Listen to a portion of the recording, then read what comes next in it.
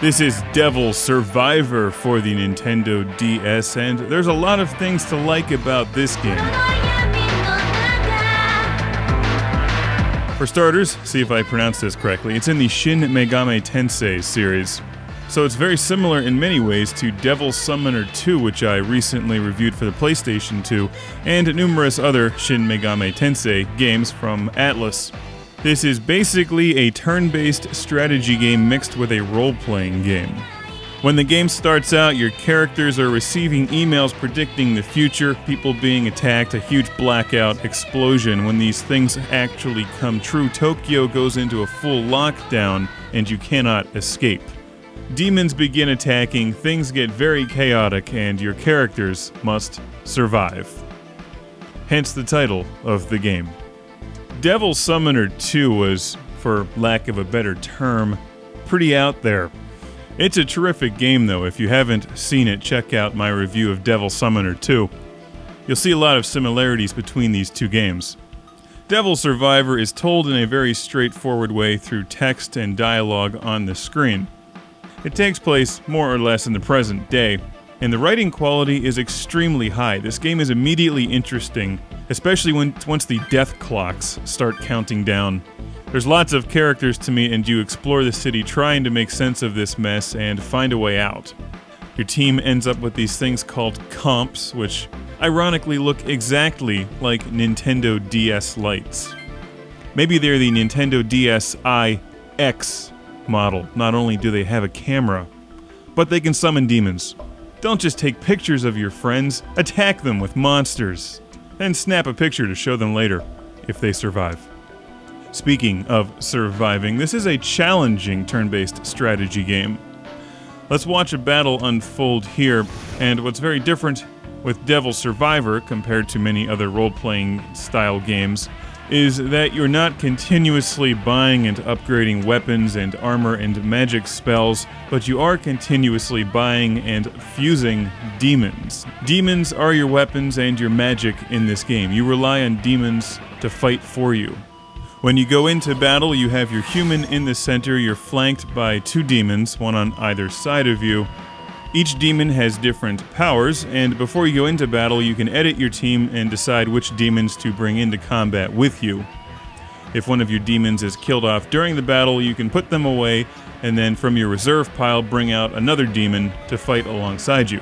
The whole thing can get very complex, and the more you use a demon, the more things they learn, they level up. Your own characters level up, and then if you have two demons, you can fuse them together to create another more powerful demon, which retains some of the traits from the previous demons. You'll have some characters or demons that are great for offensive attacks, you'll have others that are better for healing, and you can be very creative with how you mix and match these guys. Not to mention, they're all very strange looking. If you're familiar with any of the Front Mission games, turn-based strategy games, or even the Final Fantasy Tactics series, you'll pick the gameplay up very quickly. There's some differences, but it's also very similar. The basic mechanics are extremely similar.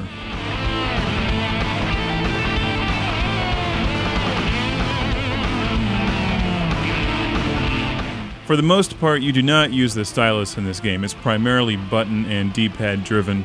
The action and the playing field are on the bottom screen. The top screen will frequently show you the information. What and who it is you are fighting against, your team's statistics, things like that. It's very well laid out on the Nintendo DS.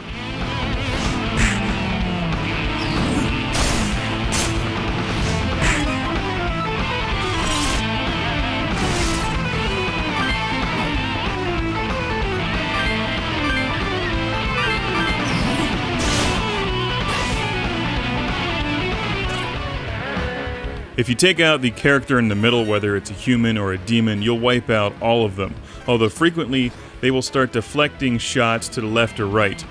The more you play the game, the more you figure out who you actually want to attack. Do you want to take out the supporting demons, or just go right for the center one? Sometimes you have to be careful because you may use a fire attack on them and they'll deflect it to the guy on the left who happens to be strengthened by fire.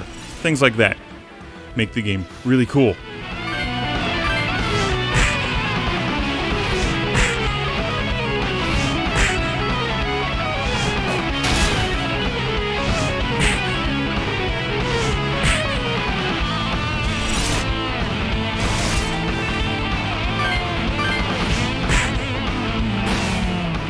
If you've ever watched this show before, you know I talk about the Front Mission series all the time. I'm still playing through Front Mission 5. It's only taking me a year and a half to play.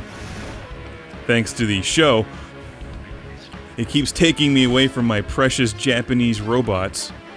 The one thing I noticed about this game is you can do a lot more per turn than you can in the Front Mission games, and also the Final Fantasy Tactics games.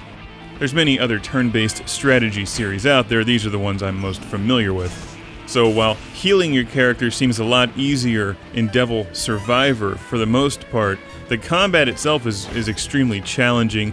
You start running into enemies that really wipe out your characters left and right. And that's where the auction and demon fusing come in.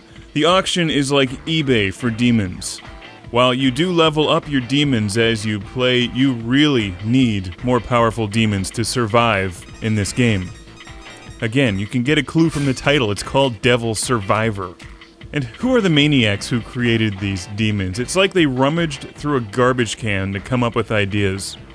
I know, let's make a head of lettuce with a bow tie, a demon.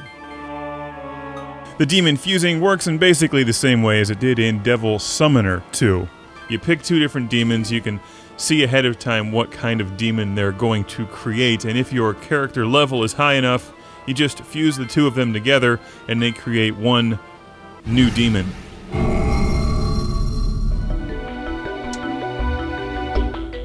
You really need to master that demon fusing to excel at this game to create demons that you actually need. Anyway, check out the death clocks on the top left and right of the screen, telling the characters how many days they have left to live.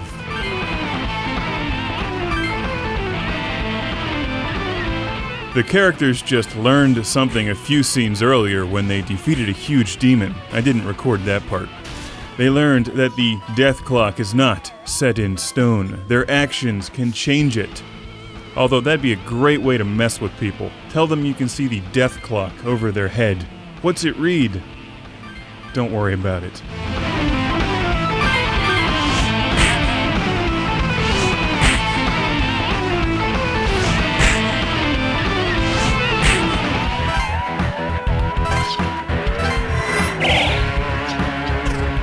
That's about it. I don't have too many critical comments about the game other than the fact that the music does get repetitive, but it does in most real-time strategy games because you're hearing it a lot.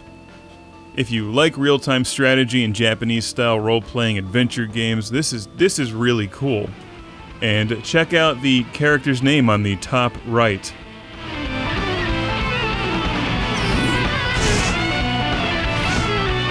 I'll leave it at that.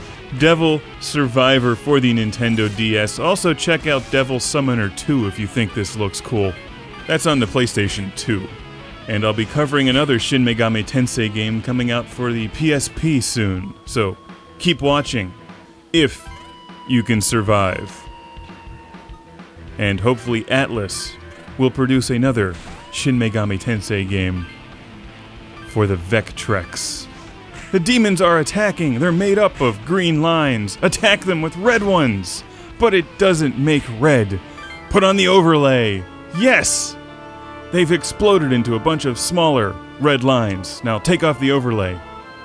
And they're green again.